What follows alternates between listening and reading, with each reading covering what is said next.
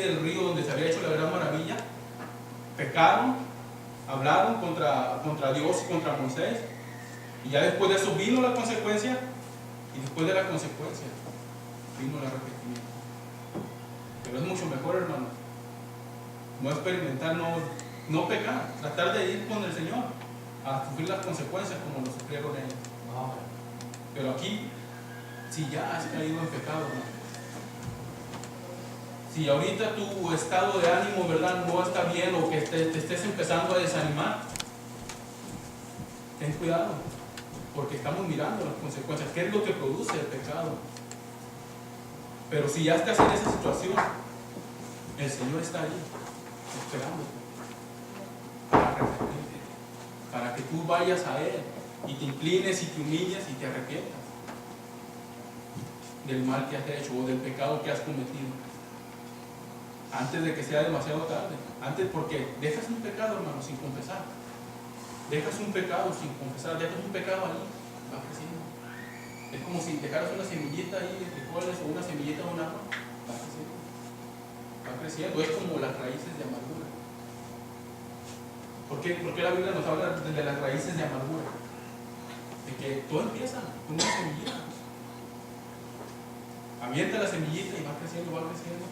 Y cuando menos esperas que estás amargado con un hermano o con lo que sea, ¿verdad? Va creciendo tu amargura. Se va haciendo más grande, y cada vez que se va haciendo más grande, ¿qué es lo que hace el árbol? Agarra más fuerza. Haciendo más grande, se va formando los troncos, le van saliendo las ramitas y todo. Y al último ya ni con hacha ni con una sierra lo puedes tumbar. Se endurece el corazón por causa del pecado. Se endurece el corazón por causa del pecado, hermano. Y si estás en este estado, hermano, ahorita, de desánimo, o si apenas estás empezando, o si ya por tu desánimo has caído en pecado, el Señor está ahí para perdonar. El Señor siempre está ahí para perdonarnos, hermano. Después de que el castigo, ¿verdad?, produjo el arrepentimiento, vamos a mirar estos ejemplos también. Aquí nos dice la palabra de Dios, ¿verdad?, en Crónicas 7:14, primera de Crónicas 7:14. Las veces que el pueblo de Dios pecaba, ¿verdad?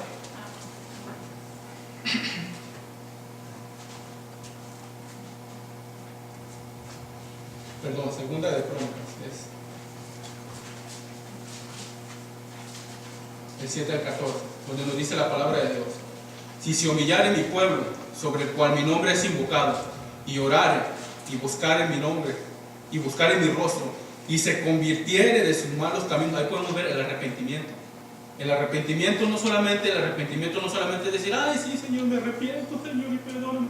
No, el arrepentimiento es de que te arrepientes de lo que hiciste y dejas el pecado, te vuelves de tu mal camino. Ese es el arrepentimiento verdadero, hermano. No puedes decir, me arrepiento, y al día de mañana ahí estás, ay, no, sí, me arrepentí ayer y hoy me vuelvo a arrepentir, y ahí te estás echando una chela.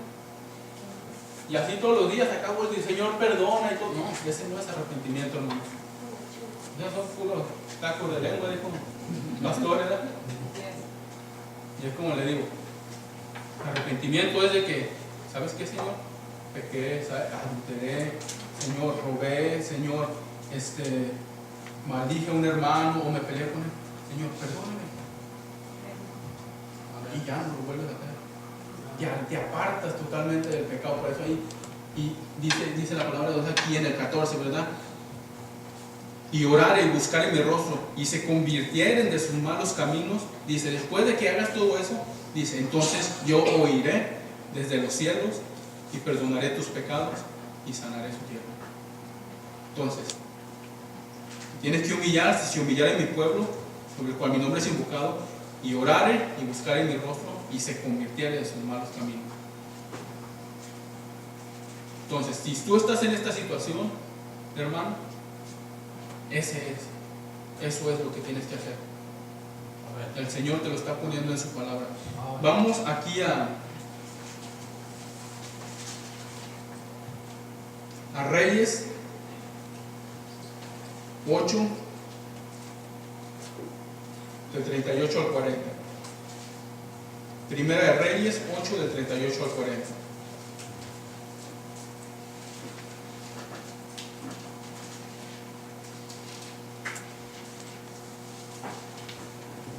Dice del 38 al 40: toda oración y toda súplica que hiciere cualquier hombre, o todo pueblo, o todo tu pueblo Israel, cuando cualquiera sintiere la plaga en su corazón y extendiese su mano a esta casa, tú oirás en los cielos, en el lugar de tu morada, y perdonarás, y actuarás y darás a cada uno conforme a sus caminos, y cuyo corazón tú conoces, dice.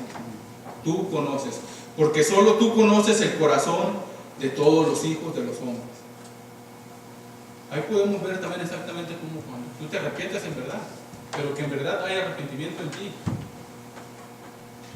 El Señor conoce, el Señor sabe, y cuando solamente son puras palabras, se las lleva el viento, así como cuando también decía: este pueblo de labios me honra, pero su corazón lejos está de mí.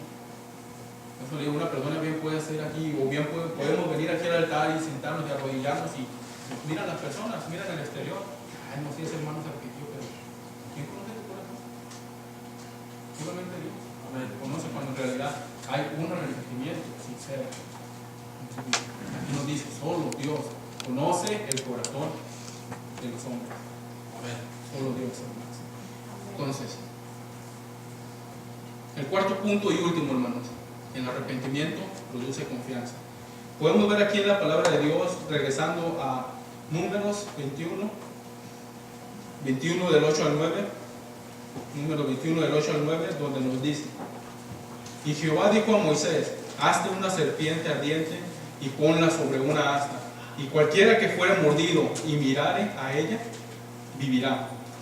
Y Moisés hizo una serpiente de bronce y la puso sobre una asta, y cuando alguna serpiente mordía a alguno, miraba a la serpiente de bronce y vivía.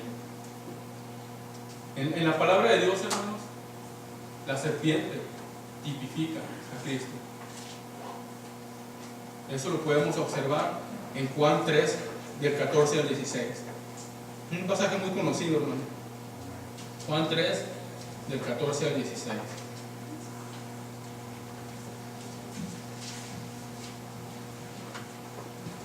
Síganlo con su vista, hermanos. Dice la palabra de Dios: y como Moisés levantó la serpiente en el desierto, así es necesario que el Hijo del Hombre sea levantado.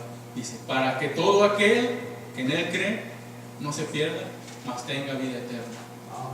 Entonces, ya regresando a la historia, ¿verdad? Podemos mirar que después de que el pueblo pecó, después de que el pueblo se desanimó y que por causa del desánimo vino todo eso que les pasó, la muerte, el pecado, todas esas cosas. Después de que se arrepintió el pueblo, ¿cuál fue la condición? Hasta una serpiente, y todo el que mire a la serpiente vivirá. Todo el que mire a la serpiente vivirá. Y podemos ver, hermanos, de que aquí era tener fe y tener confianza. Y que por eso hoy se llama el último punto, ¿verdad? Que cuando nos arrepentimos, volvemos a confiar en el Señor.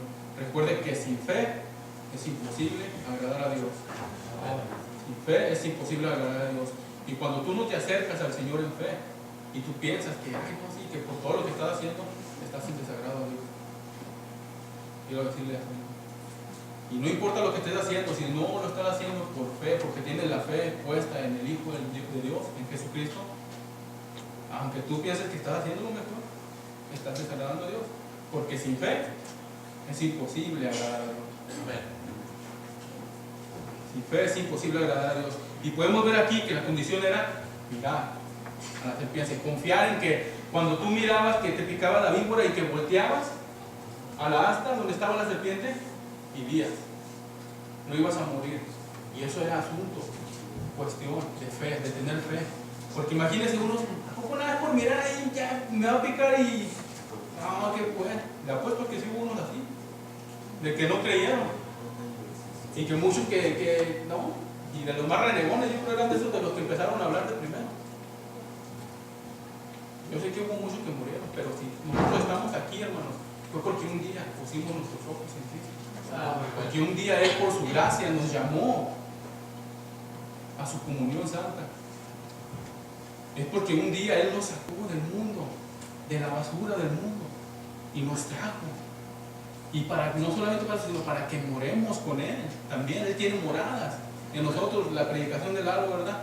Es una de las cosas que me estuvo recordando, de que allá tenemos mansiones, dice la palabra, que Él tiene preparadas mansiones para nosotros. Y Él por eso nos sacó de ahí del mundo, aunque aquí tal vez nuestra situación no sea la mejor, no económicamente, aunque nada más tengamos ahí una casita o hay nada más un techito donde dormirnos, aunque nada más tengamos un carrito así pues de besillo, ¿verdad? Sea cual sea la situación, hermano, hay que recordar que todo esto es pasajero. Porque a veces nos afanamos demasiado y en vez de poner la vista en Jesucristo, estamos afanándonos en todas las cosas materiales que tenemos. Recuerde que todo lo que hagamos, hacerlo para la honra y la gloria de Dios. Lo que tengas, si tienes dinero, inviértelo en la obra de Dios. Si tienes que un carro y todo, inviértelo en la obra de Dios. Hay gente. Que si tienes una casa así, que para hospedar tal vez que quepa otra persona, véngase, que una persona tiene necesidad de dinero o algo, si tú tienes dinero, préstale. Porque todo eso es para la edificación de la iglesia. Dios no te lo da para que te lo quedes. Dios no te lo da, las cosas que Dios te da no te las da para que digas, ay no, ya yo todo esto lo hice con mi trabajo y el sudor de mi frente. Si Dios quiere así, te lo quita. Cuando no lo estás usando para tu obra. Cuando eres hijo de Dios.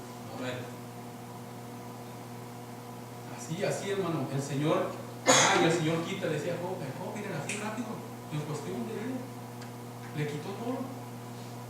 Aunque solamente Él era para probarlo, Él no fue por causa del pecado. Él solamente era para probar. Ahora, con mucho más razón, cuando estamos pecando. Mucho más razón, hermanos. Entonces, debemos de tener cuidado, hermano, con eso.